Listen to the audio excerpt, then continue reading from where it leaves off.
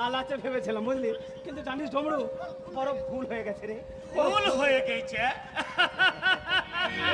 ভুল হয়ে গেছে। কিন্তু এই ডমরু কিসকু যদি ভুল করে তোর মা বোনকে বেইজ্জত করতো, তখন তুই আমার কি করতিস? তুই আমার কি করতে?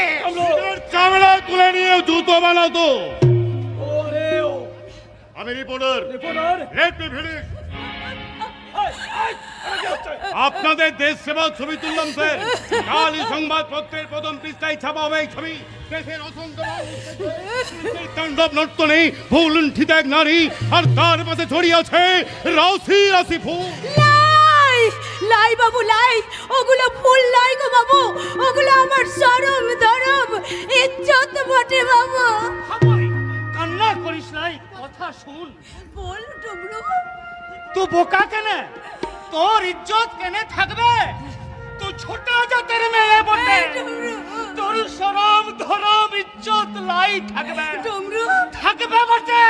ও বাবুদের মেয়েগুলা, বাবুরা দুনিয়ার সব শরম ধরম ইজ্জত আপন পকেটে ঢুকাই লিছে।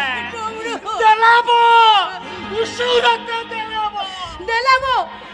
এই রিপোর্টার বাবু, তুই তো সব কিছু দেখে নিয়েছিস, তোকে আমি সাক্ষী মানিয়ে চললাম বটে। সাক্ষী মেনে কি হবে? নালিশ করব। কোথায়? মারাংপুরের জহর নাই। তবে তবে সরকারের কাছে, নাই। তবে দেবতার থানে।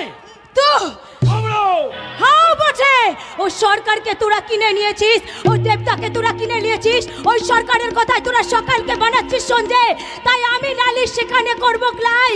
তাহলে কোথায় নালিশ করবে? আমি নালিশ করবো সেটাই যেখানে সব মানুষ দেবতার পড়া, যেখানে হাজার হাজার মানুষ এক হয়ে ভুকা মিছিল বের করছে, যেটা দুনিয়ার শ্রমিক কিষান বলছে এক হো। এই বাবু, এই ফুলকি সাঁওতাল মিয়া বটে, তাই এই ফুলকি ওই জানোয়ারের কসুর নালিশ করবে সেই জনতার দরবারে। ওঠে এই সব কথা তোকে আলম বাচ্চা শিখিয়েছে বুঝে। গো বাবু, মাস্টার কেন শিখাবে?